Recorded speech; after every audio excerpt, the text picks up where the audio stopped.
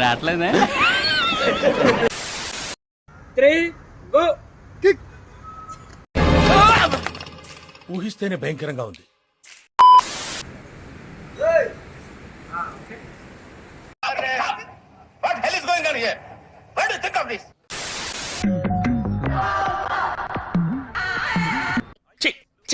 ఏంద్ర బాబ్జీ ఇదే? ఏంది టార్చర్ మనకే? నువ్వు వెళ్ళిపో అమ్మా.